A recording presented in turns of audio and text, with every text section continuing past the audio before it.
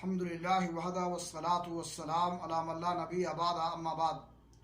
इस्लामी भाइयों, कुर्बानी जो सुन्नत इब्राहिमी है और इस्लाम का एक शियार है, किताब व सुन्नत में इसकी बड़ी अहमियत है। इसकी अहमियत इससे ज़ाहिर होती है कि अल्लाह रब्बुल आलमीन ने नबी अकरम सल्लल्लाहु अलैहि वसल्लम को कुर्बानी करने का हुक्म दिया है।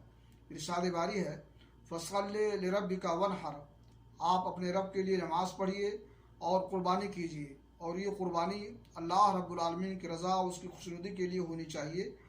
जैसा कि अल्लाह ने फरमाया, कुल इन्ना सलाती व नुसुकी व महयाया व ममाती लिल्लाहि रब्बिल आलमीन, आप कह दीजिए कि मेरी नमाज, मेरी कुर्बानी, मेरा मरना जीना सब अल्लाह रब्बुल आलमीन के लिए है।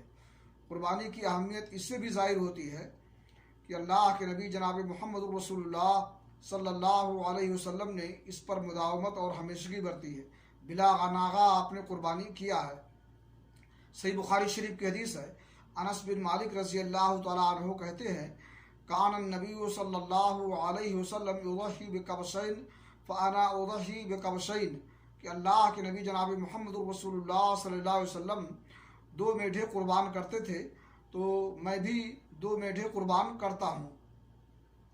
और कुर्बानी की अहमियत इससे भी ज़ाहिर होती है कि वो लोग जो साहिब इस्तिताअत हों और इसके बावजूद कुर्बानी न करें तो उन पर अल्लाह के नबी जनाब मोहम्मद रसूलुल्लाह सल्लल्लाहु अलैहि वसल्लम ने नाराज़ी और खफगी का इजहार किया है। सुनन इब्न माजा की रवायत है, अल्लाह के रसूल ने फरमाया, मन कान लहू उसक़ातुन वलम युज़हि फ़ला यक़रबन्ना मुसल्लाना, जो साहिब इस्तिताअत हो और इसके बावजूद भी कुर्बानी न करे तो हमारी ईदगाह के करीब ना आए। अल्लाह रब्बुल आलमीन से दुआ है कि अल्लाह ताला हमें कुर्बानी की अहमियत समझने की और कुर्बानी करने की तौफीक अता